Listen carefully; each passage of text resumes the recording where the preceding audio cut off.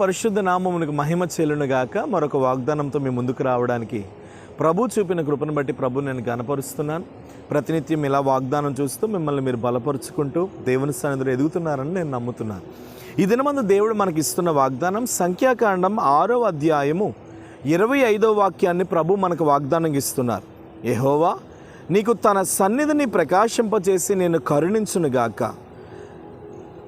మీరు గుర్తుపెట్టుకోవాల్సిన సత్యం ఏంటంటే, ఈ దినమందు దేవుడు తన సన్నిధిని మీ ఎడల ప్రకాశింప చేయబోతున్నాడు. దేవునికి స్తోత్రం. ప్రకాశింప చేయడమే కాదు, దేవుడు మిమ్మల్ని కరుణించబోతున్నాడు. మీకు తెలుసా, దేవుని కనికరం చాలా ఉన్నతమైనది. దేవుని కనికరం చాలా అద్భుతమైనది. మనుషులు ఒకవేళ మన చేతిని విడిచేటప్పటికీ దేవుని కనికరం మాత్రం మనల్ని ఎన్నడూ విడిచిపెట్టదు.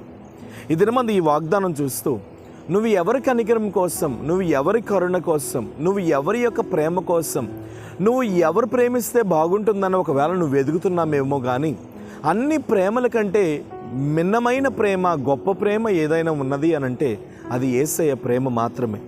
ఈ రోజున దేవుడు నీతో చెప్తున్నారు, నా సన్నిధి నీ మీద నేను ప్రకాశింప చేయబోతున్నాను.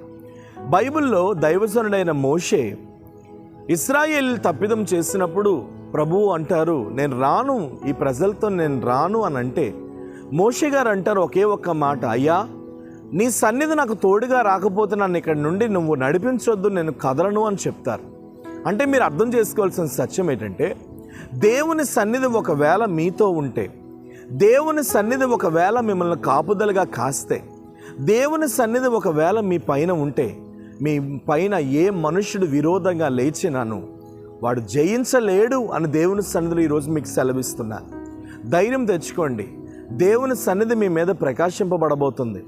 మిమ్మల్ని దేవుడు అనేకులకు దీవెనకరంగా మార్చబోతున్నాడు. మీకు ఎవరు తోడు లేదేమో, మీకు ఎవరు నీడ లేదేమో.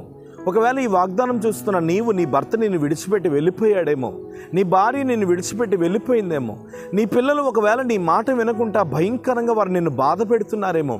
కానీ బిడ్డ, ఎవరు నీ చేతిని విడిచినను, ఎవరు నిన్ను అనాథలుగా చేసినను, నా దేవుడు మాత్రం తన సన్నిధిని నీ పట్ల కుమ్మరించే దేవుడై ఉన్నాడు.